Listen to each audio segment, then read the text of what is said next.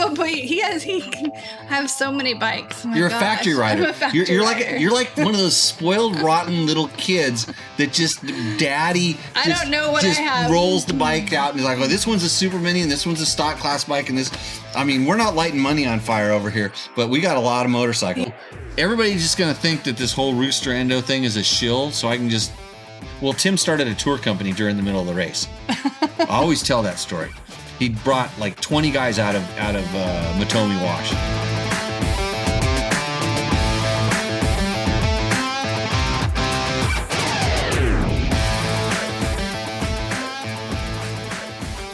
Oh, it's Tech Talk Taco Tuesday. I'm Jimmy.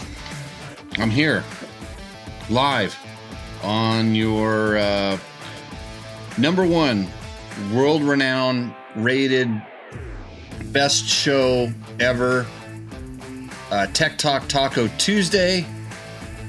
This is a motorcycle and motorcycle product related questions podcast where I answer any question you have on the spot to help you out. So anyways, welcome to the show. I'm coming to you live from my other house. See, you can tell it's my other house because it's decorated nice. It's not the studio.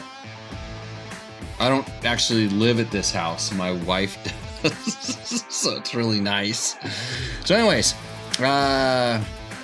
we'll do the usual things. We have a submission for Rooster Endo brought to you by Takamoto. And of course, this show would not be possible without the support of Yamaha. So good to have them on board. I am working off a single screen, although there is another screen here and I know I could connect to it, but I just got done riding a bicycle and I didn't do any show prep.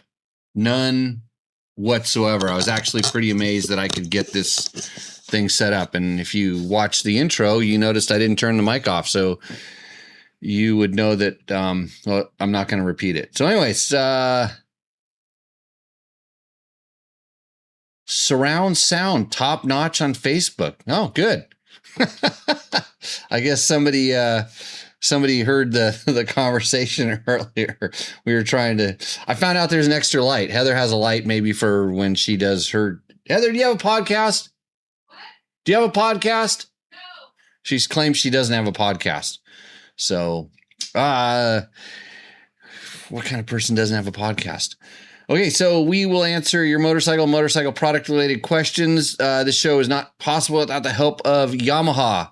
Companies like Bulletproof Designs, Fast Company, Tugger Straps. Who else is helping us out these days? DDC Sprockets, always. They were our first sponsor. And you know what? Someone sent me, it's in my studio back in Nevada.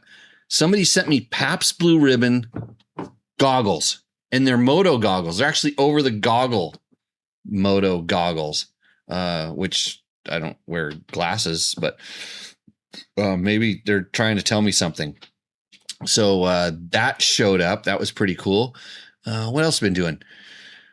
Riding the Yamaha WR125 and amazed at how much fun it is. Heather, was that a fun bike? Yes. Yes.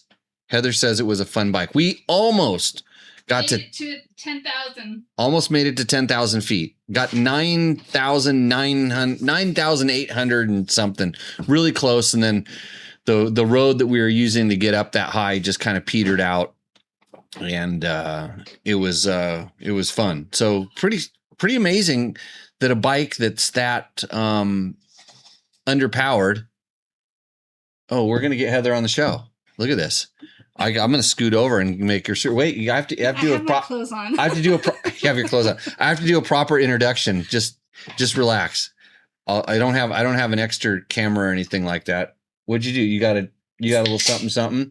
Yeah, I have a grapefruit. We've got a tequila Sundrift. We got a tequila for tonight as well. All the other things. So yeah, leave your messages in the chat. I'm going to look right here and see how we're doing. Mike Kamet says, do Fast Company dampen bars help with old guy hand wrist numb issues? Yes. Yeah, yes. Heather says yes. I say yes.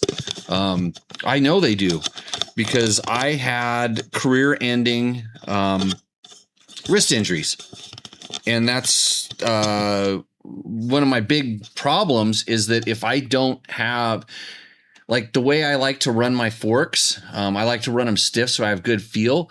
It's really hard on my wrists, and when I have a stiff handlebar, or a normal handlebar, really. It beats the crap out of my wrists. And all you have to do is take your hand, and if this were the handlebar, and you had a normal handlebar and you have a Fast Company handlebar, you just drop your hand like this. Just go like this. Do it with a normal one and walk to a Fast Company bar and do the same thing. That's all you need to know. That's all you need to know. Okay, welcome to the show. They asked for her last week on the show. This is my wife, Heather Lewis. She's the one that supports me in the lifestyle I've become accustomed to. I'll put the light. I'll get the light. Oh, there you go. Yeah, right. There we go. You'll get used to it. Hello, where's my hand? Hello. Yeah, it's backwards on the screen here. Yeah. So if you have questions about, You stole my drink. Oh, how did I steal your drink? I don't know. Okay. If you have questions about motorcycles and motorcycle-related products, Heather answers them. She knows the difference between a blue one and a yellow one and an orange one. Right? Yep. Oh, and red. And red. Yes, yeah. Red ones too. Yeah. You've had all those. I've ridden all of them. You had a white one. When I met you. I had a KDX 200 when I met you. No. Or did I have a Husky 250? You had a Husky 250. I was 14 years old on a Husky 250. My dad gave it to me as a I don't have enough money, so I'll give my old bike to you so you can ride it. He gave it to you as a babysitter. Yeah, as a babysitter, pretty much. Yes. So you've been riding percentage-wise of your life more than me. Maybe, I don't know. Yeah, no, for sure. Because I think you started a little bit younger. I started when I was 8. Yep. On a motorcycle or on a quad. I was not ATC. Don't tell anybody. Don't say that out loud. I was on an ATC. Yeah. With the big round tires. Three-wheeler. Three-wheeling's a good feeling. A good feeling. Yeah. So get back to Mike Kamet's questions. He says that difference of steel and aluminum, good to know. So there's a different feel like between steel handlebars and aluminum handlebars and bars with crossbars and tapered bars and there's so many different feels, double wall, twin walls. They have all these different things. And yeah, so the Flex have the thing, and then different bar mounts have different feels. I've used pretty much all of them. There's a brand new one out that seems more like a copy of the Mako 360. I haven't used that one yet, but I've been seeing some posts about it. So I can't really tell you until I try it, but I have an understanding of kind of how they work and stuff like that. So what does Dave Ritter T7X say? Right there. Yes. Finally some class on this show. Thank you. I appreciate that. I don't. Yeah. Hi, Dave Donnelly. Dave Donnelly says, any idea where Skylar Howe will go since he's off HRC? And Dave says hi to Heather as well. No, I don't know where Skylar is going. I don't know if he's going anyplace. I'm pretty sure he's still one of the fastest desert racers in the world. Yeah, an excellent rider. Yeah, and he's just I think Honda is they're trying, they want to win. They don't want a second or third place guy. And gone are the days when they need like water boys or support riders or stuff. The rally scene has changed since my day, and they don't care about second place in the podium. I know this. All they want to do is win. And maybe they just didn't see that in Skylar. And he's getting older. He's been doing it for a while, but I suspect you'll see him doing stuff. I mean, whether another rally team picks him up or he starts doing some stuff back over here, or, I'm not 100% sure, but I kind of heard that he's already getting Navigator offers in the four-wheel side. So motorcycle guys are always really good at doing that. So, no, I don't have any specific things. Someone named JB Black says, You want to read that question? Does Heather have any luminol? I'm fresh out. Okay, so for those that, what's luminol? Luminol is what you spray on the surface to identify if there's a blood stain left behind. How does Jerry know this? I don't know. Yeah. So she's a scientist. Yes. I'm not a scientist. I don't even point. I pointed at her. We don't use luminol. We actually do use luminol. I've used it once before in a vehicle examination, but we have to mix it up beforehand and then we spray it on the surface. But you have to be really quick because when you photograph, you have to photograph the evidence and see if there's luminol there. But it has shown that, blood left behind at the scene. And, if there's been major murders where people, it's just like the movies. Everything in forensics is like the movies. It's just like the movies. Yeah. Yeah. Underlit. He wants a yes or no answer. Okay, Mr. The guy that talks just to talk and he made a living talking about, hey, by the way, I don't have any of his poetry. I'd read it right now. And I'm horrible at that. But go watch the old Motor World 2 episodes and then critique. If you watch it, because now you can comment on it. And before you just got to yell at your TV set. So you should probably go on the comments of the Motor World 2 videos and critique the whole thing. Kind of like you can do on this show. Like on this show, you can comment about anything that you want to. And then if you put questions in the comments, I answer them about your motors. Even if you want to learn how to be a little bit of a better rider. I might allegedly, and her especially, can really teach you how to ride better. She can't ride as good as you, but she can tell you what you're doing wrong, right? Yeah. Yes. But you still ride. Yeah, Why do you ride? I ride because it's fun. Okay. You ride to go take photos. I do ride to go take photos.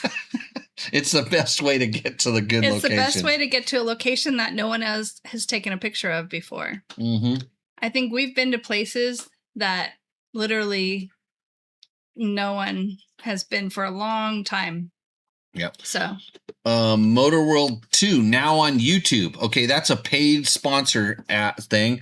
I'm not cheap. This show, we're well sponsored. I mean, the dollars come in the don't tell her because she might want some of the millions that come in.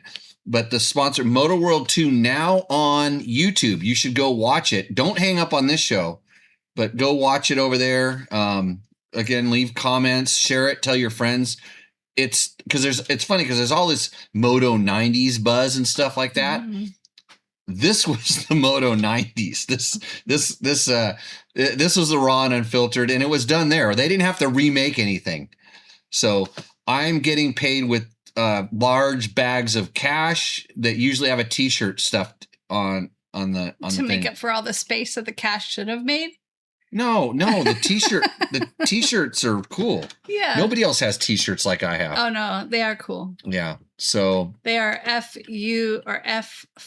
cool. Fuck you, cool. Fucking cool. Kids, don't say that out loud. Hi, Jen Morton. Let's see. The Gary Drummond. What does he say? The mini horses look too small to ride. That was what the motorcycles are for. Well, I posted. He's talking about, I think, behind us. Oh, up there, the mini horse, right? No, I don't think you can see that because it's covered by the thing. Oh, okay. He's talking about. I put a post that I'm switching it up to mini horses. Oh, remember? Were you at Ricky's? No, I wasn't. You weren't at Ricky's when they brought the mini horses to the river. There. No. Oh, they brought mini horses down to the river, and so I took a picture with the mini horses. The donkeys. Yeah, you didn't. Don't you follow me on FaceSpace? No, I don't. Spaces or whatever they are. Sorry. I had a picture. I did a picture of my Husaberg. Oh. Yeah, imagine that. Yeah. Yeah. So I'm gonna start doing more posts where I say I love you a lot on the Facebook. Please don't. Hi, Marco. Thank you. Oh wait, what does Marco say? He says, Heather, you look great. Much better motorcycle rider than Jimmy. Oh. So, okay. If you have real motorcycle and motorcycle related, product related questions, you can put those in the chat. I'm going to go into our YouTube comments and see what people are saying about all our videos. If you're listening to this as a podcast and you're probably going, God, well, no, you're not going, gosh, because like in the future, which is the present right now, I haven't uploaded this podcast for like 3 episodes. So like 4 weeks because I'm lazy. You're busy. I'm lazy and I don't work very much. I just hang out and sometimes I work on I just sit around and work on Husabergs. Yeah. And go riding. So I don't get much stuff done. Yeah. But yeah. Hi, Phil. Yeah, all your friends are showing up to the show. Did you put it on your YouTubes or Insta channels? I didn't. Nope. So if you're listening to this and you wonder why I can only do so much uploading at certain times, and a lot of times I'm off grid, but I get it done, and they'll all go up there. So if you're listening to this right now and you go, how do I comment or whatever? Just leave comments in the chats, comment on our videos. If you're watching the old ones, and a lot of times you're watching on a TV and you can't comment, there's this email. It's called jimmy@dirtbiketest.com. You can ask your questions there. And I don't necessarily get back to I'm putting it on the show tonight. And that's where I answer the questions most of the time. But we do have a Roosterendo brought to you by Taco Moto. I think I might go right to that. There's probably some guy in Hawaii that's sitting in a lifeguard tower right now that's really excited to see what I do with this. This isn't the Hi Heather show. Yes, it is. Hi. This isn't the Hi Heather show. If you want to say hi to Heather, go ahead and say hi to Heather. I mean, you're making him jealous. Jealous? Yeah. Oh, because you're getting all the attention. Ask her a motorcycle question. I'll tell you what color it is. Yeah. What's the difference? How do you know the difference between a 2-stroke and a 4-stroke? The pipe.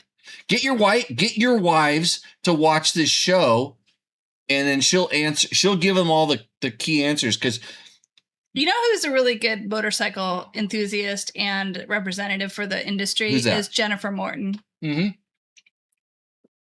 I think I look up to her. Hey, one of the questions I have right here, it was on my the first question I was going to answer that came from the Facebooks. That thing, got to adjust that thing. Oh.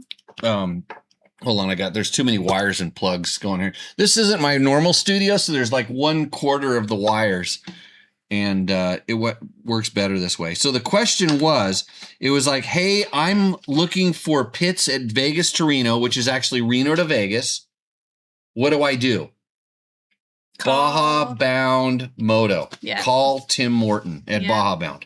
And I'm sure that our Roosterendo entrant will, because that was a Baja Bound Moto production, getting Mike.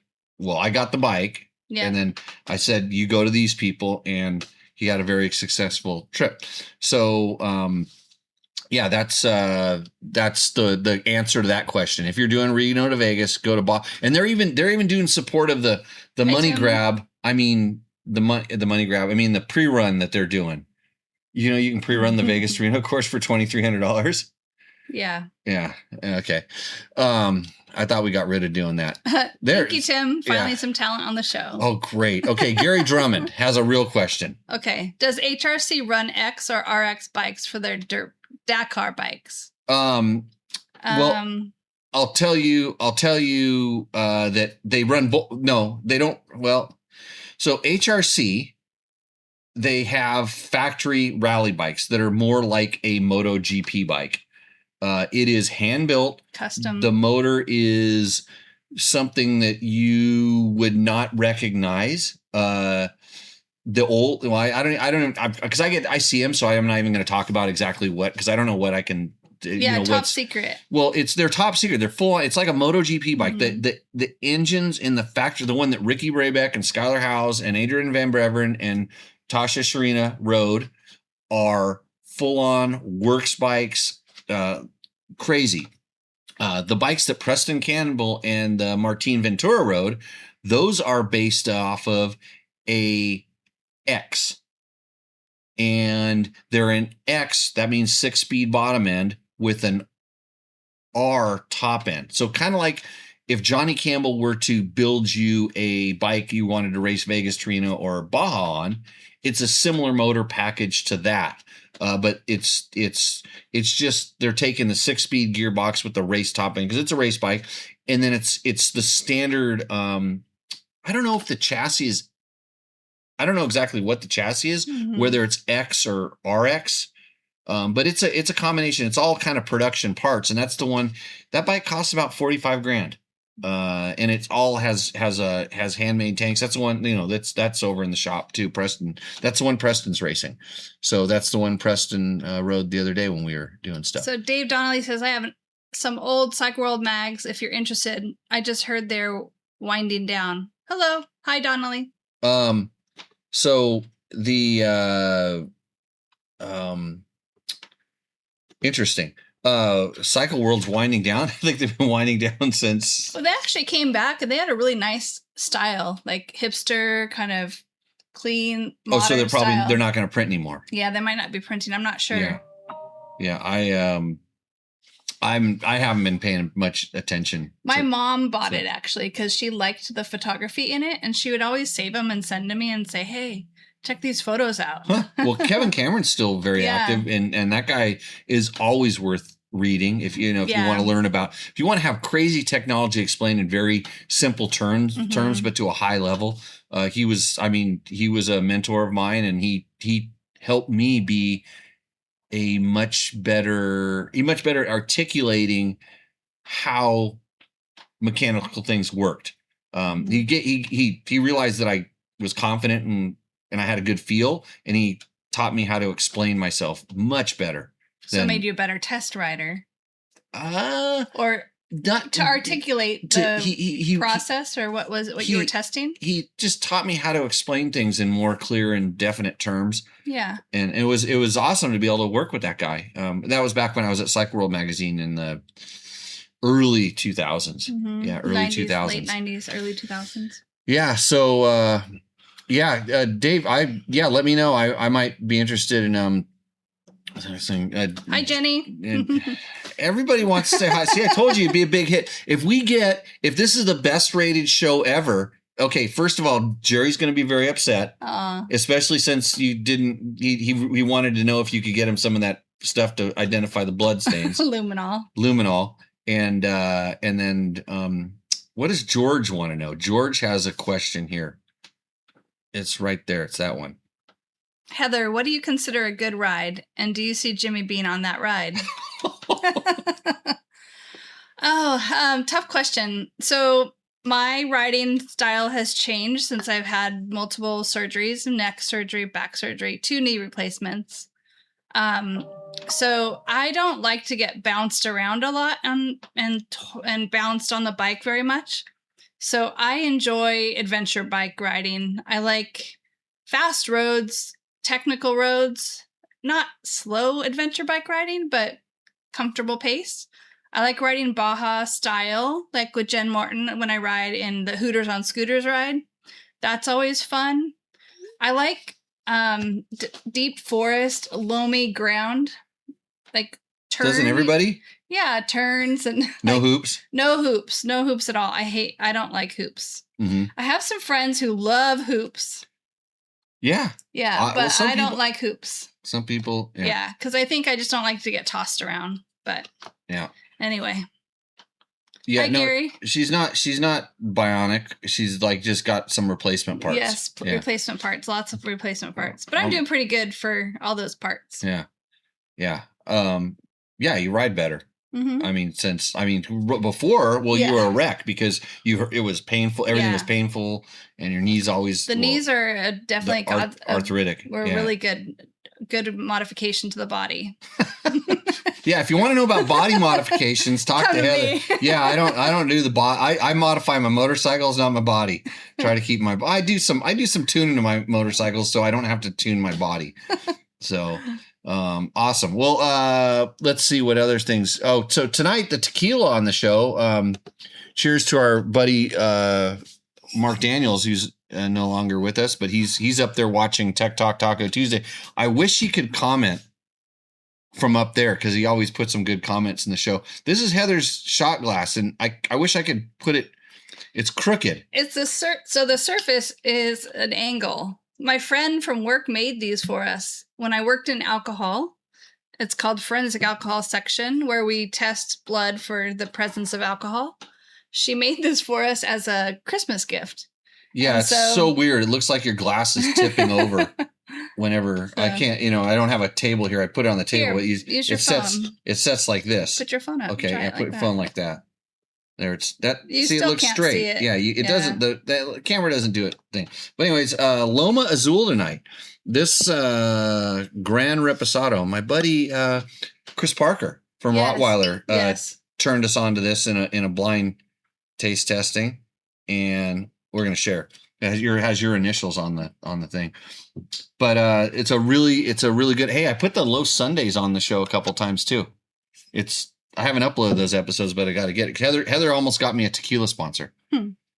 So, okay, you get to have some. So here's to Mark Daniels. Yeah. Always Cheers. salute. Will you have it? No. I'll have some. We got to go get a burrito too. I'll excuse you from the show because I might need to eat. Okay, so I'm gonna go to. I was gonna go to the YouTube comments to get the answers to some questions, but let me tell you that me figuring out where everything is here on this screen, I should have hooked up to that screen over there and got the things There's going. no But camera on that screen. well, I know, but I could have it sitting here, and then I could Oh. have this whole thing I over get there, it. Yeah. and then it would be this would be better. I don't know where. I think it'll pop up. Oh, here it is. It's right over here in this. There it is there. Okay, here we go. So if you commented on some of our YouTube videos, making the 2026 YZ450X vet friendly for racing, what is 2UZFZ434 say? Well, for a do everything desert bike, does this beat the YZ250X? When you're talking about desert, the No. 450 always beats. Oh, that's 450. I thought Yeah, that was yeah. the bike we rode this weekend. No, we rode a Oh. WR120. Yeah. We rode a blue one. You're right. You're on the right path because it Yeah. was blue. These Yeah, are all blue. no. I don't see. Oh, you're actually- reading some other question. I don't see the question you're reading for. Oh, I know. This is the video. Oh, it's okay. on. I didn't know the video. Yeah, Okay, yeah, so it sorry. was on, I don't know how to read these. So Trevor makes these videos, Okay, and then he puts and then people reply to him. I'm sure they're really good. I just haven't seen them. They're stupid motorcycle videos. There's yeah, blue I'm ones, sorry. and we do Yeah. a video about a red one. And then remember Brent Farrell? Yeah, He's in some of the videos. that's cool. Yeah, That's cool. yeah. He's a official. He's our tall test rider. Tall boy. So okay, so he's talking about YZ250X. So he's talking about the two-stroke for a do everything desert bike. At that point, it's like, I mean, when you go to desert, you're starting to talk about fast, and fast usually requires horsepower, and then a YZ250 two-stroke. Well, yeah, they're fast, but they're not Pipey. not as versatile.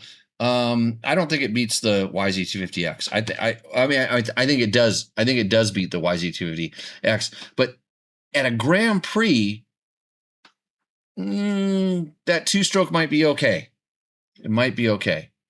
So if you okay, so proof you don't need a $12,000 race bike to compete. Trevor Hunter took a KLX 300 and rode a National Hare and Hound, and SMD 28101 says, Would love to see you pimp that bike out and see how high you can place. okay, so this is the problem that we run into with the bikes like a KLX 300 or a Honda CRF 300. And I saw a really sweet, when I was in Wyoming, I saw a really sweet CRF 300 CRF 300X or L or R. I don't know which one it is. I can't keep track of all the naming hierarchy. But when you start down the path with those kind of bikes, what you're trying to make is a KX250F, or you're trying to, with the Honda, you're trying to make a CRF 450 or CRF 250 RX. You're trying to make one of those, and you'd be so much better off by just learning how to ride that play bike, dual sport bike, family bike. Learn to ride its stability, and then move up to the proper bike. And if necessary, it'd be a lot easier to detune the race one as opposed to just dumping exponential dollars into pimping out the bike. You imagine like trying to, like the WR125 we rode, trying to turn that into a race bike. Yeah, no. But I want to put better tires on it. Yeah, I'm gonna get some Pirellis, especially the front. Yeah. I'm gonna put some MT21s on it. Yeah. And I think that'll help it out a bunch. I'm thinking about trying to slip on exhaust to just give it a little bit more pep, a little more throttle response and stuff like that. And after that, I don't know, maybe wider foot pegs. Oh, and then handlebars. Yeah, a little taller handlebar. That's the only one I would say a tall handlebar would be taller good. Handlebars, and for us a taller seat. Yeah, a taller seat. Yeah. So we just started talking about stuff. We just added $2,000 to a $5,000 bike. Yeah. And you see where this goes, and we haven't even gotten into major modifications. This is just sort of stuff to make us a little bit happier. But I think you can keep the suspension on that one. The stiffness was really good. It kept it really stable. Yeah. See, she's a good evaluator. Yeah. Tim Coatman 9811. How about a segment with Heather photos? Oh, here we go. I told you. With Heather. Oh, no, he's not talking about photos of you. I thought he was like, I think all guys are a bunch of creeps. No, he wants my photos that I sell. Yeah. She has really, she's not a photographer. She's an artist. Yes, I'm an artist. She has really nice photos. You know what? I could pimp your photos on here. Can I get a commission? Sure. It goes right back to the pot. We're not gonna pimp out a KLX 300. We're gonna pimp out Heather's photos, and I'll get a cut. So you can go to meiraki.art. Okay, spell that. MERAKI.art. That's my website. Oh yeah, I could put it up in the chat. Yeah, but then it's like nobody pays attention. Tim Cromwell has a question. 2017 Husqvarna. Wait. Oh, no, I was too young. 27. I rode a Husqvarna. That was my first bike. Yeah. FE501 had an issue with the rear brake locking up. Per your suggestion, discovered there was a little bit too much fluid in the line and there was not enough play in the rear brake. Awesome. So he's getting back. Okay. So did he do the trick where you put your knee into the caliper and bleed it out? That wouldn't have worked because his pedal was too high and not allowing it to back, when it back bleed because to let the see, she knows. It's an open system, but he had the pedal adjust to the point where it couldn't flow, so that line pressure would heat up when that caliper would drag. It would heat up and then it'd expand and it couldn't bleed back into the reservoir. And so we talked about it. It was a time when we got a lot of at that time we had some really smart people in the chat that are also talking about maybe the reservoir was too full, all these different things. And we got back to him. It sounds like that a little too much fluid in the line and there was not enough play. Yeah. And I like that people, when they come back and they say, hey, the suggestion helped. And so, it's nice to hear, success. Actually what you saw. Right. So thank you. Oh, Tim wants photos from races too. Oh, I don't really have many photos from races. Not a race photographer. I used to make her shoot photos. But it's good. Like, he's always made me do stuff, but I have to admit it did help. Yeah. She's not a great action photographer. I do okay. No, not a great motorcycle. What do we do? Like not, you can shoot races fine. Yes. Like you can shoot race action, but it's funny because but your stuff doesn't look like everybody else's stuff because it's artsy. It's artsy, yeah. But when you shoot like when we're doing bike tests, stuff, it's just, for you, it's boring. I think. I'm not good at the static stuff. I'm not good at like shooting. Jimmy goes, go shoot the statics on this bike. And it's like, saying go shoot the wall. Yes. Thanks. Oh, you should help out the people that send us Rooster Ender submissions. Oh, You I should. could help. People shoot down on their bike. They Yeah. shoot. They turn the bike into the. I don't know. They're the worst photos ever. Like and then they want $100 for it. Yeah. By the way, Rooster Endo is brought to you by Takomoto. That's takomoto.co. If you are interested in tuning up your bike, go to Takomoto. They bring you Rooster Endo. We're going to get to that. We've got one Rooster Endo, and you know what that means. Did you get back to the guy who won the last Rooster Endo last week? You said that you were gonna get back to him. I did. Okay, Yeah, I got good. back to him. I Good think I job. did. So don't think I'm just putting this camera angle so I look more prominent in the photos. It's just the way that we're working with a portable computer studio. Got some more questions in the chat that keep them coming. Hola from San Felipe Bob. Hello. Yeah. It says, Bob says, my feed is not matching the audio. Jimmy just drank a shot while talking. I can do that. Oh yeah. Well, don't usually I talk after I shoot. I don't know. So, Sorry, Bob. yeah. What is North Shore Skipper? Worried the 350 will be too similar to the 500, but sure. Oh, wait, I'm no, you got to too start sure. with it. Start in the Wait. top Oh, question. okay. Sorry. I'm going to, Hi, Jimmy and Heather. I have a 500 EXCF. that's orange. Okay, that's orange. Thank you, KTM. And looking to get a second bike. I'm considering a 350 EXCF or a 300 XCW.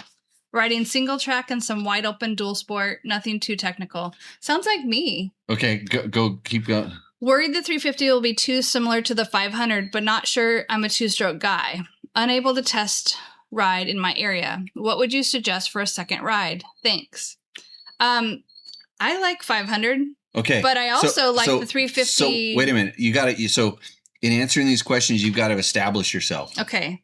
You've got to say, you have to say, since, Do I have to puff up my chest? yeah, a little bit. You got to puff up, and you got to say, since I have 7 KTM 500s of different eras, yeah, you can say that. Since I have several KTM 500s orange bikes. 7, you have like Oh, at I have least 7 of them. Okay, I have 7. KTM 500s. And I've had. 4. I have how many? 4. 4 300s or 350s? 350s. I have 4 350s. Yeah. Those are the ones. Those are the smaller ones, but they are beefy. Beef. No, beef. not beefy. They're Revy. they're revy. They're Revy. better. They're good. I like them. And you have 2. How many? I have 2 300s. 2. Yeah. Okay. I do not pay attention to the number on the bike or the letters. So I apologize. All I know. Okay. So you can answer that as good as I can. All I know is that the 500 is really good for dual sporting because it's got good torque. You don't have to wind it out when you're going on dirt roads. So he has, that's what he has, and he's looking to Yeah, get the second I know. bike. So he's trying to decide between the a 350 and the 300. I know that. So I'm going to get there. Okay. Sorry, I'll guys. just drink more tequila and shut up. The 350 and the 300. Which one's the? All I know is the 350 and More the than 300 don't really feel much different to me. I don't know. Which one's the fuel injected one? Is that They all are. They all are now. Yeah. Well, hey, we go. He can have so many bikes. Oh my You're a gosh, factory rider. I'm a factory You're rider. like one of those spoiled, rotten little kids that just daddy. I just, don't know what just I have. rolls the bike out and he's like, "Oh, this one's a super mini and this one's a stock class bike and this." I mean, we're not lighting money on fire over here, but we got a lot of motorcycles, Heather. But it's all because they've been for our tour, for our company, and all that kind of Yeah, stuff. you don't have to So, make an excuse. yeah. You just bought them. Yeah. So bikes just show up in the garage. I don't even know we purchased them. Well, we like to have his and hers matching sets. yeah. Anyway, sorry. Back to your question. So 350. So 350 and 300. So you're 2-stroke versus 4-stroke. The bikes both feel about the same weight. It's like the 300, and here's the biggest thing. And when we go more technical trail riding, what do I put you on? The 300. The 300. Because it's smaller or a little, it feels lighter. and it's torquier. Torquier. It's torquier and smoother. Yes, The 350 you really can't ride it at super low RPMs. Where the 300 you can ride it at super low RPMs. Yeah, and I like to lug bikes. Definitely. Yeah. Definitely. So you're not much of a 350 rider other than if we're going to do technical trails and we're going to do more longer distance, like more dual sporty stuff. That's when the 350 comes out because the 500 is too much on the technical trails for you. Yes. Yeah, very much so. I'm just explaining this because I'm her mechanic. Yes. And her factory rider. My support crew. And the bike. I try to put her on the right bike most of the time. So it kind of depends. If I had a 500 and I was looking at a second bike, I would 100% go to the 300 two-stroke because then you have a completely different type of it's a different sensation. It is torquey like the 500. I mean, if you really like revving bikes, then go 350. But if you like torquing something, the 300, and then it's just that two-stroke, and it's got more power than the 500. I think it feels like a 4-stroke. That's why I have a hard time feeling the difference between the bike because the 300 feels like a 4-stroke to me. Yeah. So I don't notice that it's a 2-stroke. So it's really hard. It's a 4-stroke. No, it has the big pipe, Heather. It's got the big pipe. Okay. So it's a 2-stroke. Sorry. Well, in the old days, 2-strokes were pipey and 4-strokes were torquey. So that's what I remember. Now 4-strokes are more pipey and more throttle response, and 2-strokes are smoother. Yeah. So okay. That's that's what's made me so confused. Just go shoot photos. Don't worry about it. Okay, so we're gonna go back. These are good questions. So North Shore Skipper, hopefully that answers your question. I'm gonna say 300 for the second ride. What would you say? You have a 500. What would you want? A 350 or 300? I would say the two-stroke. Two-stroke. Yeah. There we go. Yeah. Unanimous decision. Yeah. Because husbands and wives always agree. Yeah. But I think, I like the 300 better for that. If I had just the option of getting a second bike from the 500, I would get the 300. Okay. Answered. Trent Zimmerman. He's asking for a friend. E-Line versus P3 carbon covers. So I've used both of them. They seem to be both pretty good. They're both really good, actually, if you're looking for carbon covers. I'm going to go E-Line because that is a Fuck You hardcore member. And E-Line was Kevin Hines. Remember Kevin Hines? Yeah. It was Kevin's company. And I'm drawing it. Can you imagine that I can't remember someone's name? No, I remember everybody's name all the time. It's it just flashed in front of me. Anyways, E-Line. Okay. He's going through menopause. E-Line. Manopause. It's where I've been told I can't buy any more motorcycles, especially Husabergs. It's the pause. That's the manopause. Pause on buying bikes.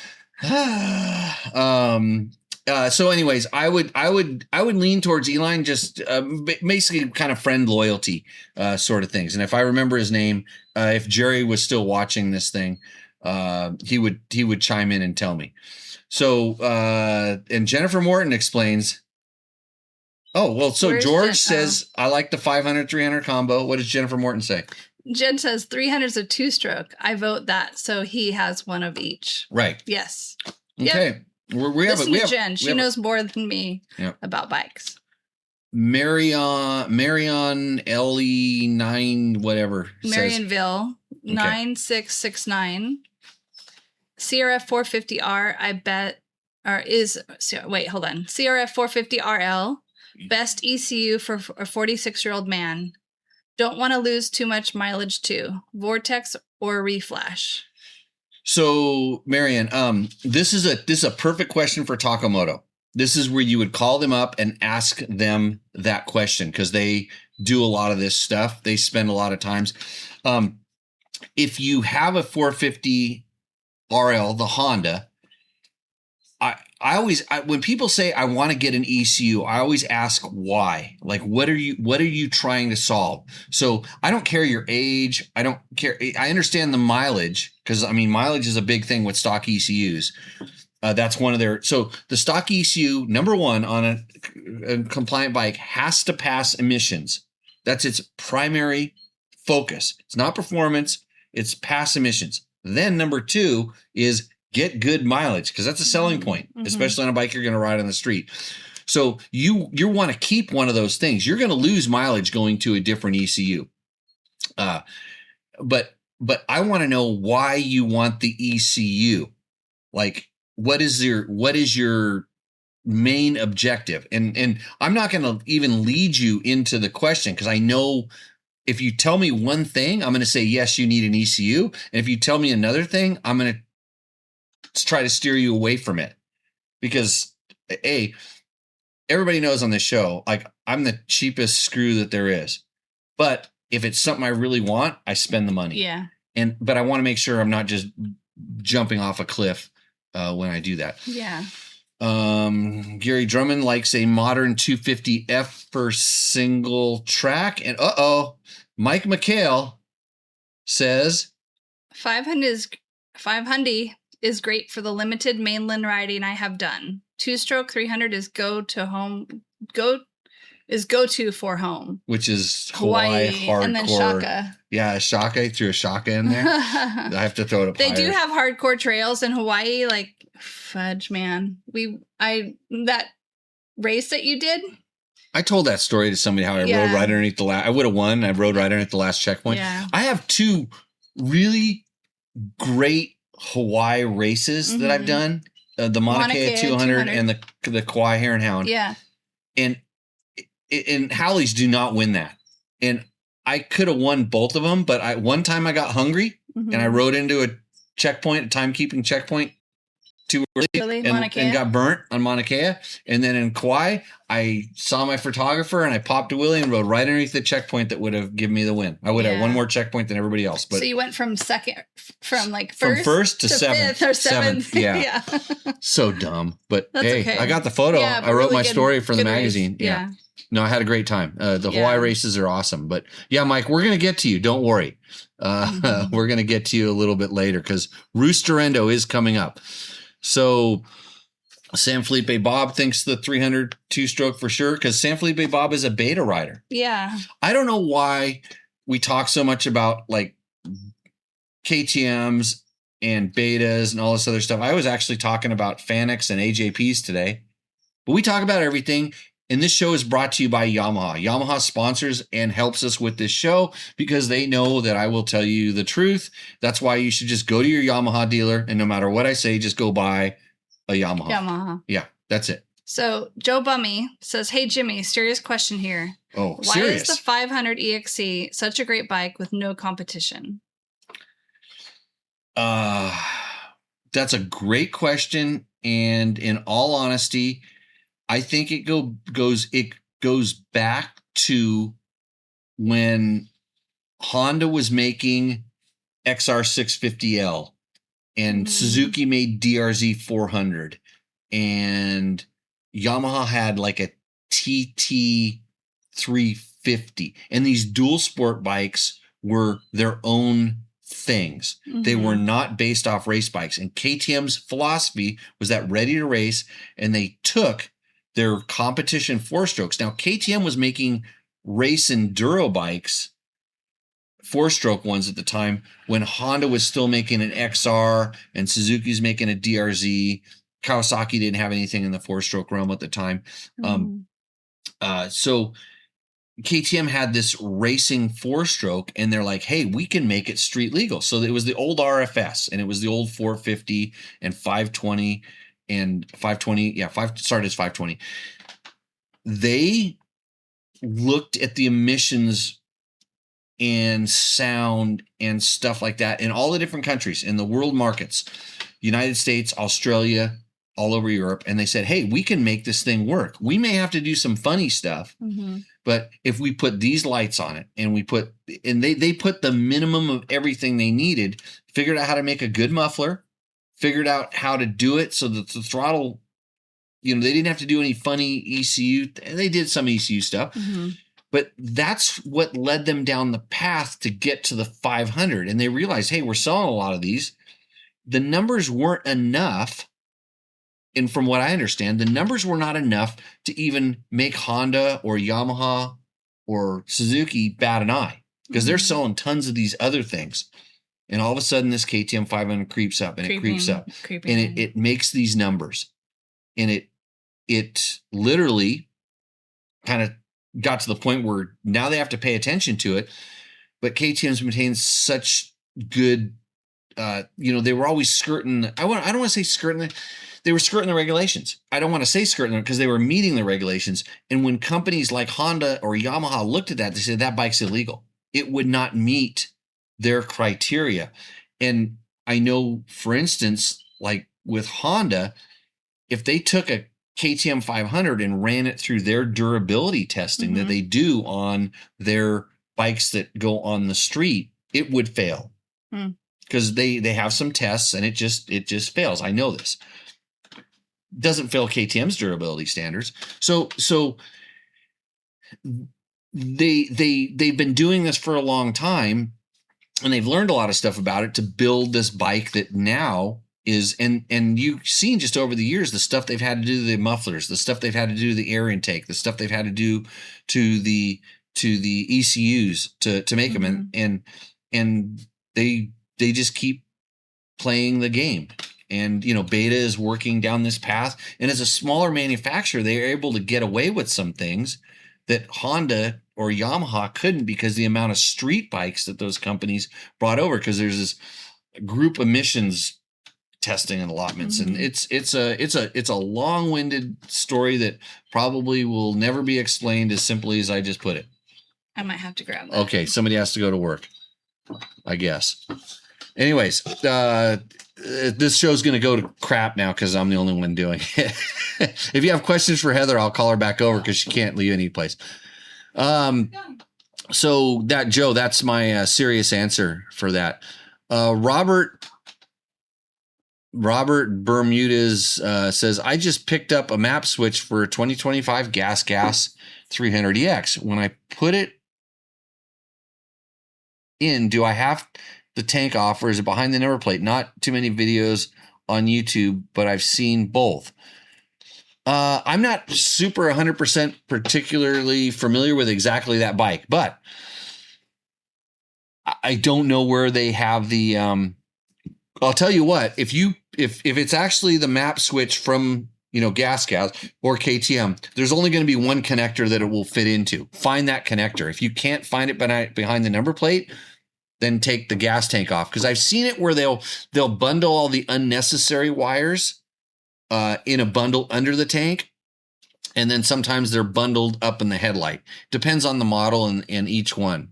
So I don't know the specific answer, but I just told you the way I would figure it out. If it's not behind the headlight, get into the gas tank. And Marionville says, my CR450 first gear is really jerky in the woods and that I want to have more control. Okay, so we're back to the CR450L question, and he talked about jerky throttle response. You, sir, will be a beneficiary of a different ECU. And I totally, so jerky throttle response, or I want more high RPM power are the two reasons that I would go to a different ECU on that particular bike. I don't have a whole lot of experience with the reflashes or with I've ridden a bike with a Vortex on it, and in all honesty, the Vortex ones will smooth out the bottom end a little bit, but it really depends on when you start getting into this kind of like East Coast first gear jerky, and that has a tall first gear, by the way, depending on your gearing. Sometimes those ECUs aren't the best the way they're programmed stock. You want somebody that can fiddle with it. Here's where Takamoto can kind of come into the fray. they might have a different map that you can talk to them and explain to them what you're looking for, and they'll be way more versed on how that ECU flashing works out. I know that Johnny Campbell was just telling me that at JCR Honda, they have the ability now, through his JCR Speed Shop, they have the ability now to flash the ECUs, and we didn't go that much more deeper into it. We're looking at some ECUs, and it's like, oh yeah, I can flash these now, and I'm like, oh, okay, that's cool. I had the ability to flash some ECUs on some older bikes that I had, and I spent most of my time dialing in what you're talking about now, that initial low end kind of throttle response, because dynos, that's a riding feel, not a dyno thing that shows up. So go call Takomoto, takomoto.co, and tell them Jimmy at Dirt Bike Test sent you. That'll make it so that we can do more Rooster Endo segments. Gary Drummond has a question. Husqvarna Cagiva did a great job with their street legal bikes. Husky BMW beat KTM to the street with EFI. Good times. There's a lot of different stuff. Husaberg killed it with the fuel injection, by the way. I'm still riding my 2008 Husaberg, the first fuel injected KTM. Checking the Guy late, where you at? Guy late. Victor, your typing indicates that you've had tequila. Oh, so this is what I'm having right now. Loma Azul. The light's getting harsh in here. I got to turn that thing down just a little bit. Let's see. That goes there. Loma Azul. This is a really good, not expensive, but probably one of the smoothest, best. This was my number one choice for many, many years. Maybe before somebody bought me $2,000 bottles of tequila. By the way, if you like this show and you want to show your support, you can send me a super expensive bottle of tequila. And then I will drink it on the show and I will toast you. Now, who the hell sent me the Pabst Blue Ribbon goggles? That's what I want to know. So you just never know. Here we go. Gracias San Felipe. So, yep, Victor and San Felipe Bob are having a private chat, and George says, have Giggles come back on the show after she has a few more shots. And she just giggled away. She was busy. She had to go do some work. So, you want to hear? I got one for you. Oh gosh. Well, we got to go. We're gonna have to ride our bikes down and get a burrito after this show. Hey, well, a good tequila doesn't have to be expensive. That's what Victor from Mexico says. So where am I? Where are you? Over there. Oh, there I am. I changed the angle because I have to. It just gets crazy. I here. need to move closer. There we go. Okay. Okay. Back to our questions over here on the. We don't want to improve YouTube Studio. We want to read questions. These are too small. Can you press Control Plus, please? Control Plus. Where's the plus number? That's right here. There we go. Thank you. Wow. Huh. I didn't know that. Secret numbers. What does Riders Oregon 4474 say? I can't really judge a bike for its stock suspension anymore. Just mod it for your needs. I think the Kawasaki wins because it's a decent bike for $700 or $7,000 out the door. The other ones are good to be about $9,000 or more. So he's talking about our 2026 450 off-road shootout. When we were discussing this last week, I was kind of surprised that the Kawasaki won also, because it's the least kind of converted bike. But I haven't watched all the videos yet, and maybe these guys they considered the price into their decisions. I think the Kawasaki, and this is very, very typical of Kawasaki for a long time, they make a bike that when put in a shootout environment, it kind of sits in the middle of everything. It doesn't stand out in one area or another. And in a shootout environment, that's a good thing, because if you're on one of the fringes, the edges of the performance in one way or another, mm-hmm. because you're hopping from bike to bike, that's not really, that's not good. So I'll have that. So that's the question there. Somebody says my show was good work. Patrick Beatty. Patrick Beatty says it was good work. Let's see. Love riding my TTR in the Colorado Rockies. Yeah, because it's a Yamaha. Yeah. This show is brought to you by Yamaha. Hey, if you are looking to take your Tenere or Yamaha dual sport bike out, over 250 cc's, of course, that means if you have a WR125, you probably can't go, but I might be able to sneak you in. The Tenere Trek up in Tamarack, Idaho, coming up in early August. Heather and I will be there teaching schools.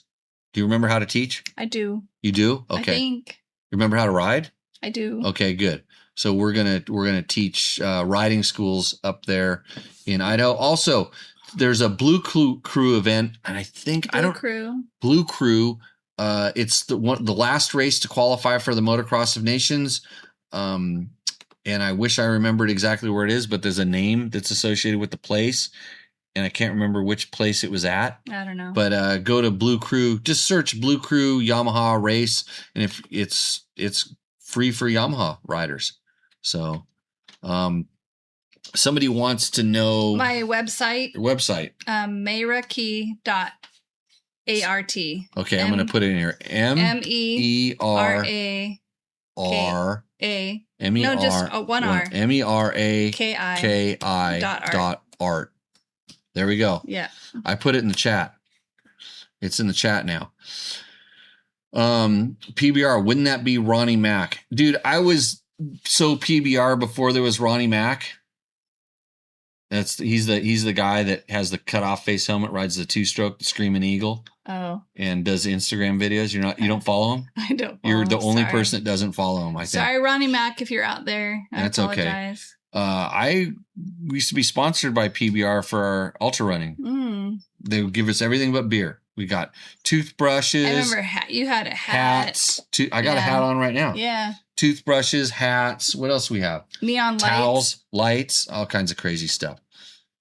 Lessons are back. Okay, so only at the Yamaha event. That's the only time we're going to be teaching that I know of. Yes. And Victor, you're late to the show, so I don't know anything. I explained it at the beginning of the show. I don't know that much. I know he's not riding for HRC, but he's still riding. Tamarack only. Bugger. Yes. That's the only time we're going to be teaching. So, okay. The next exciting segment of Tech Talk Taco Tuesday is Rooster Endo, brought to you by Takomoto. And I'm going to see if I can get this thing up on the screen here. This is going to be tough because I'm going to have to do something here. If I go Mike here, coming in on it? No. Or just his picture? I'll just get I'm going to go like this, and then I'm going to go like this. Don't worry, the screen went black for a second, but it's not dead. I'm going to put this here. There's a picture of a sign. It says Scorpion Base San Juanico, but don't worry, because there's a motorcycle in it. Look, there we go. It's in there. So, and I got it now. Now I have to go to. Does that bike look familiar? It's orange. It's an orange one. Okay, so just kidding. Let me go. I have to go to here, and I have to go here, and I have to find. Where did he send that to me at? He probably did it the right way and sent it to at Dirt Bike Test. Let's see here. I'm looking for the information on this particular model. Let me see here. Oh boy. So this is a Rooster Endo submission. Rooster Endo brought to you by Takomoto. That's takomoto.co. I'm going to go like this. All my computers work a little bit different. And then here it is here. Something may have changed. Okay, here we go. Okay. 2014 KTM 500. So he did what was required. He said year, make, and model. This is very important because some people can't get that right, and then we have to kind of figure out what it is. He has a list. It says flex bars. This might sound like a bike that I built. Yes. Rally navigation stuff. Yeah, stuff. Lots of zip ties. Lots of zip ties. Yeah. Big gas tank. Leather seat cover. That's a seat Concepts. Yes, No, actually, you know what? It's a Renasco. Oh, Renasco. It's an old Renasco that's seat a good cover. one. Yeah. Yeah. 6 gears. 6 gears. Nitro mousses front and back. And Purchased from a reputable seller. amazing. Yeah. Yeah. So everybody's just going to think that this whole Rooster Endo thing is a shill. So I can just, well, I would like to say, if he wins, do you get the money? no, Okay. no, I take that. That makes it $100 less. So the way that this works is that you send me a picture of your motorcycle. So you want to enter Rooster Endo. It's really simple. You send it to Jimmy@DirtBikeTest. You send me your make and model of your bike. You have to put Rooster Endo in the subject line because otherwise I'll lose it. And then you send a picture of your bike. And this is Mike's bike. It's up on the screen right now. He did buy this from me. He had a dream. So this is the story. Mike had a dream of going and riding the Peninsula Baja. And I said, Mike, you should do Nora. And guess what? I can sell you a bike. And I know a guy who can do all your support for you. Go to Baja Bound. And then you get to cover the whole course or the whole. He's one of the few people in the world that actually listened. That took my advice, that just listened to what I said and took it. And didn't go crazy. I mean, he was nervous because no question answered. Minimum questions asked. I should get Wayne on the show and talk about where we went and rode in Wyoming last week. I told him when to show up and bring this bike with a big gas tank and put some stuff on. We took some rally navigation stuff. It was actually Mike's rally navigation stuff. Yeah, because I took it off of that bike when that bike came back. And I took it up there, but it didn't fit in Wayne's bike. But Mike Shirley from Rally Navigator is so stoked on Mike McHale, the Rooster Endo contestant. He gave him a full digital setup where nothing worked. And so then I went in my motorhome and found some shit that worked, and we put it on Wayne's bike, and Wayne did the same thing. You had it in stock? I had it in stock. It was in stock. So back to Mike's bike. That's the number 5377.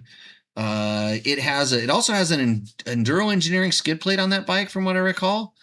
It has an FMF 4.1 exhaust. I know this because does it have flex bar foot pegs? No, but we put KTM Adventure pegs on it. Oh, okay. So it has the big wider pegs, which is good. Yeah, it's always nice to have a wider foot peg because then you have more surface to control the bike. Yeah, and this bike never hit the ground. He didn't crash the whole time. That's awesome. It has the Enduro Engineering grab handle on it, but it has 1 million hours on it. And I told him, don't worry about it. Just ride it. Just change the oil maybe once. And that's what he did. And I think he did the air filter once or twice. Did not change the tires the whole way. Tires probably courtesy of Andrew Short. Yeah. They were Michelin rally races that were laying around the shop from long time ago. Yeah, long time ago. So this bike, well, it's actually a good. He took this photo during the race.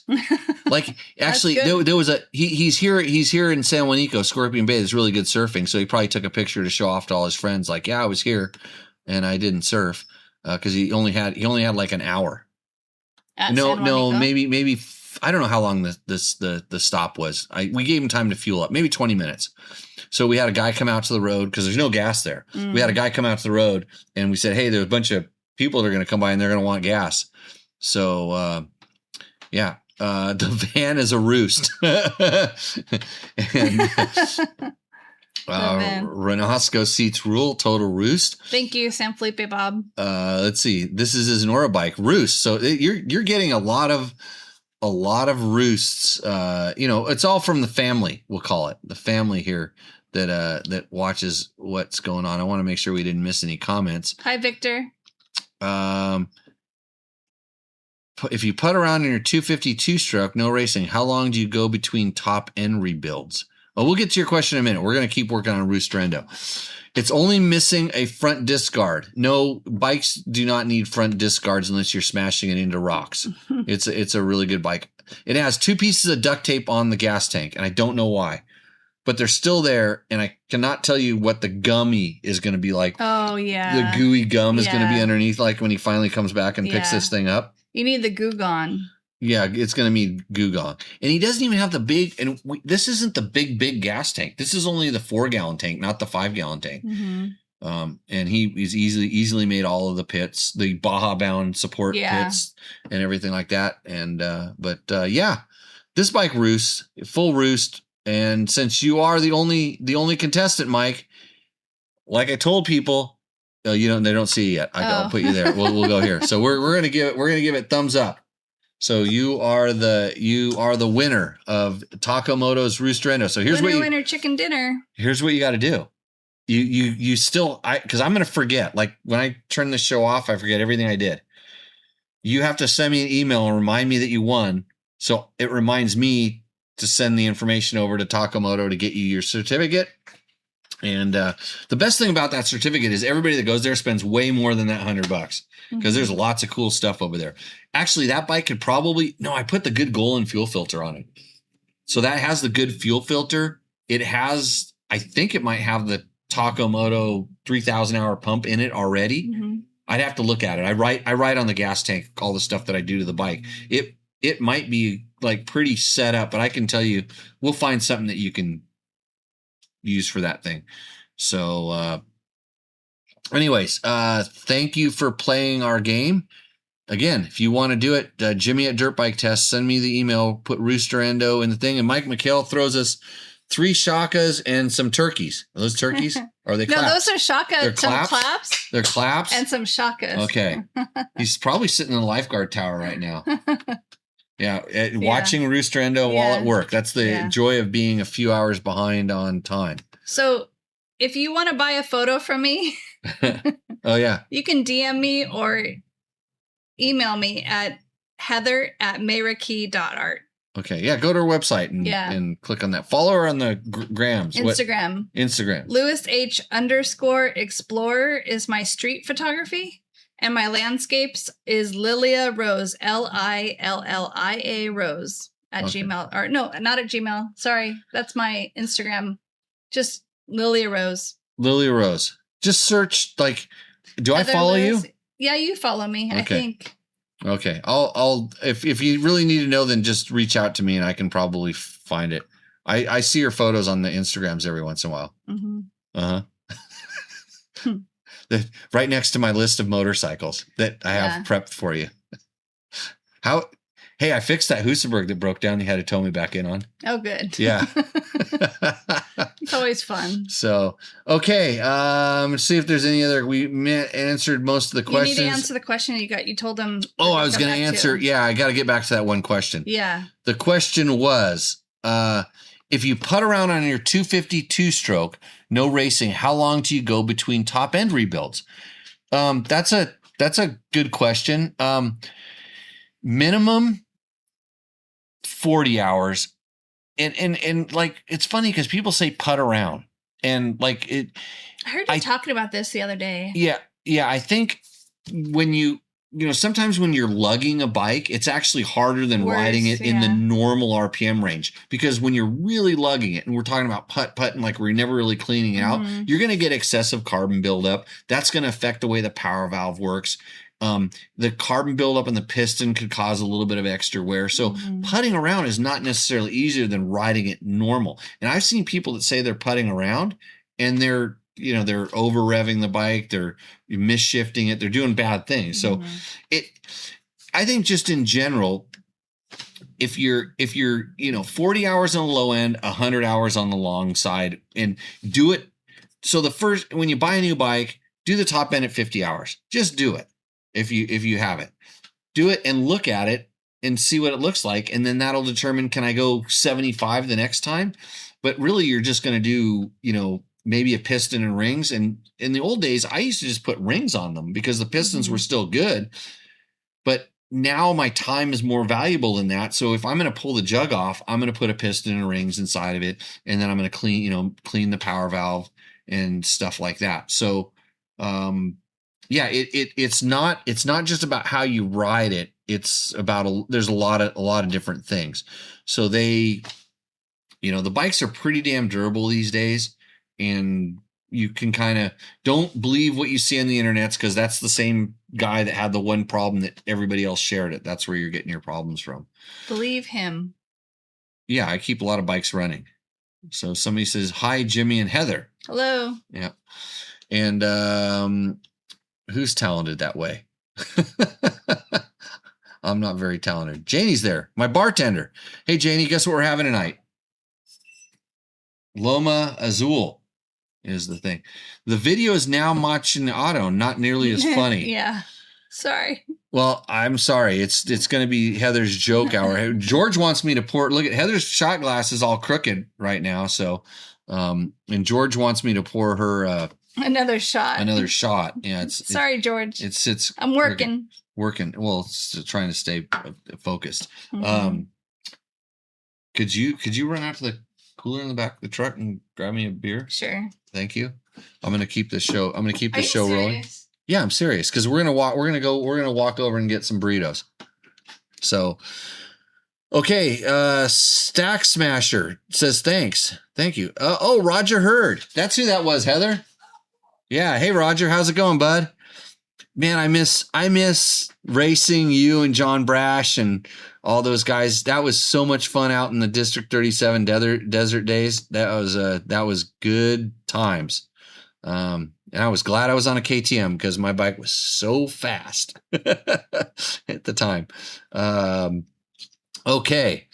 I think we kind of wrapped this up. I was going to look to see if there was any more stuff that I needed to touch bases on the thing. See if any of my sponsors wanted me to say things out loud. Beta has some trials riding clinics. If you're interested in that kind of stuff. Fast Company brake clevis. That's what you need to know about. If you want the factory feel of your rear brake, and we talked about the one guy had his rear brake problem, sometimes that play that the stock ones have can make it difficult to know when you're having problems, and the Fast Company brake clevis can fix that. Any clue where I can find replacement Cush drive rubbers? And this is a KTM and a gas sort of thing. You're going to save some for me? Garage beer. It's beer flavored beer. Beer flavored beer. It says the garage is always open. It's a hipster. They should sponsor beer. me. It's actually pretty good. It's a classic light beer. Yeah, it's not bad. There's not that much alcohol in it. It's only 4%. Perfect. Yeah, and it's I don't know. I'm not a super fan. Let me see how much you can drink before you get too drunk. I bought it due to marketing reasons. So, okay. What else is going on? Okay. Here's a question that an anonymous member posted up on our KTM Gas Gaskin Husky 4-stroke. Any experience with eBay Chinese radiators? Just punctured my radiator and need to get a replacement ASAP for a trip later this week. OEM radiators are silly expensive. This is correct. I have experience with these radiators, some different ones. Here is the problem. You don't know what you're going to get. I luckily got some good ones. I've had some friends that bought some that were bad ones. And no matter what, they do not fit like the OEM ones. You're going to have to bend, twist, wedge a little bit. Sometimes they're thicker, sometimes they're thinner, sometimes they don't have the same cooling capacity. You just don't know what you're going to get. I think it's getting better, but just kind of beware. Your shrouds might not fit on as smoothly. They can interfere with big gas tanks. Your fans might not work. Those are some of the issues. And Roger says, have you? Let's see. Hold on a second. We've had some good races. Yes, for sure. Roger and I had some good races.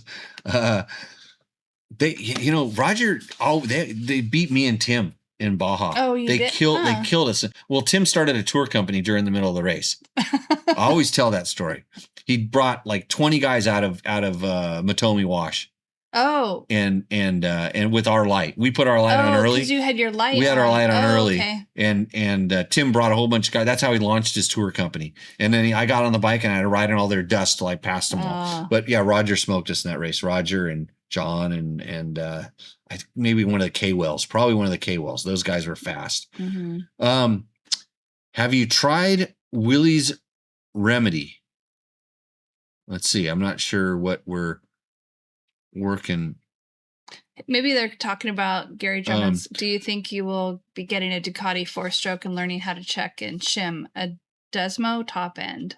We were supposed to get one. I haven't really been pursuing it. I would like to learn how to. I heard that's really difficult to shim a Desmo top end. But we'll see. We'll see how it works out. So anyways, we're going to go ahead and start wrapping this show up. If you have any more questions, go ahead and throw up in the chat. If you didn't invite your stupid friend that has dumb motorcycle questions to watch this show, they missed out because Heather makes me nice. Yes. And if they asked questions and I was just solo, I would probably be mean. We're talking about Willie Nelson's drink. Have I tried Willie Nelson's drink? No. I haven't. Oh, Willie's Remedy. Is that a beer? It must be a tequila. A tequila? Or maybe it is a beer. I don't know. Sometimes you have to explain things. I'm not very smart. Let's look it up. Okay. Oh, yeah, you can do that. You know, I can't do it because I'm trying to push all these buttons and make this show work. Willie's Remedy. I hope this show gets recorded. Hey, Google, what is Willie's Remedy? THC drinks by Willie Nelson? What? Yeah, I haven't really gone into the THC thing yet. Yeah, not the THC. No. Okay. Heather works for the government. It's asking if I'm over 21. That's how you start. Okay, I haven't tried Willie's Remedy, but I do try and recommend a little Loma Azul. So that's what we're having tonight on the show. And what else do we have coming up? There's a lot of Baja 1000 planning questions that are on the Facebooks and things like that. Go to Baja Moto, BajaBoundMoto.com. BajaBoundMoto.com. Yes. Those guys know everything. That's probably the best thing to do there. Not to be an ad about their stuff, or about their program, but it's the top notch. It is every bike is lined up perfectly when you show up, and the bikes are clean and good and ready and prepped, ready to go. Jen Morton, is a treat to organize stuff with, and if she's on the ride, it's just great. They've been doing it for a long time. They've seen it all before. It's just kind of like there's one thing that you can't buy, and that's experience. Yeah, and exactly. that's when you go with them, you are paying for the experience, and you want to have a good experience, and that's the way. I mean, it's just like anything. People say, well, why don't you sell a shop? Why don't you do tours on different things? And I'm like, I'm not good at that. You're not good. No, I'm good at answering questions. I can answer 9 out of 10 without referring to a reference manual. So I'm trying to think if there's any other. I saw one other question. Somebody says, what titty tails are you running? Throwback to Cooper. Remember, he couldn't pronounce tidy tail. He said titty tails. Yeah. And Trevor Hunter is completely responsible for flaking out on his autograph signing and appearances at the Big Bear trail ride this year. Yep, that was all his fault. So he was too busy racing an SRA Grand Prix at Glen Helen. So, okay. Well, they're blowing up bombs in the backyard here, so that's probably a sign that we should head out. Yeah, Mike McHale says Baja Bound rules. Yep. And then it's a THC infused tonic. Yeah, sorry, not THC allowed for me. For you, yeah. Yeah. I don't need another bad habit. No. I was going to start skateboarding again. It's probably good. Who knows? It said there's no alcohol. It's THC. The alcohol's bad. and it makes Oh, you loose and fun. Who knows what else it does? Losing my. Well, everybody, thanks for watching this Heather and Jimmy show. Heather answered the big question was the 350 or 300, and amazing. You gave a good answer. The orange one. The orange, no, blue. Oh, it's Blue. yes, blue. That's Blue right. one, yeah. Blue. Brought to you by Yamaha. Brought to you by if Yamaha. if you would have said, or should I just buy a Yamaha? I would have said yes, just buy a Yamaha. Okay. That's what I really would have said. Yeah. Hey, how much fun was WR125? It was actually, I was really surprised. Okay, so So- what were you riding? What was the other bike you were riding? An orange one. Which one was it? What bike was it? I was on the KTM This is good. What was it? 350. Yes. That was a KTM 350 you were riding. Yeah. This is how much she knows. She really does.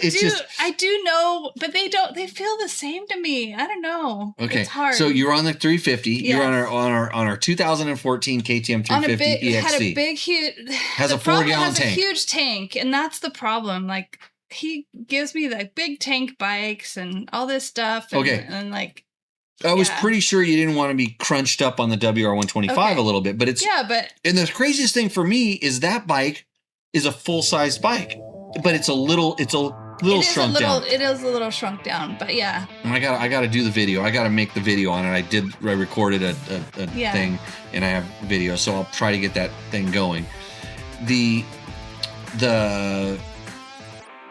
So I said, hey, Heather, ride it, because I wanted to video her Mhm. riding. I wanted someone else riding it other than me. And then I rode it for the rest of the day. She wouldn't get off. I wouldn't get off. Yeah. Yeah, I liked the stability. It was very, very stable in the rocks. I think we rode like yucky, rocky, bouncy roads. And, beautiful scenery, very photographic. Yeah. But The roads are a little but rough. bumpy, bumpy. And it really was stable. Like, and then Jimmy kept telling me, you need to be careful. Those tires aren't fit for. Well, it's just when you're on the rocks and you get in that super soft, and or then the you ruts, go, yeah. or if you get into rut where the car tires have gone down Exactly. in the mud, like those Exactly. tires, like they're just you get so They're used not to going to grip. you get so used to just what a real knobby will do, and those are real dual sport tires. But no, it was really. I mean, I didn't feel like I was too cramped. It was short. I mean, there's a couple mods. It's hard to stand all the way up. Yeah. Yeah, and we're bigger. Yeah. And we rode it double Yes. up to the top of a hill. Yeah. Yeah. Yeah, 125 Yamaha power. Variable valve timing. Super advanced. More than a Ducati Desmo. Whatever he says. Okay. So, okay, everybody, Thanks, that's everyone. it. Have a That's good our night. that's our thing. And Moto Cheese. Catfish says he misses your chill. Oh, thank you. I appreciate it. Okay.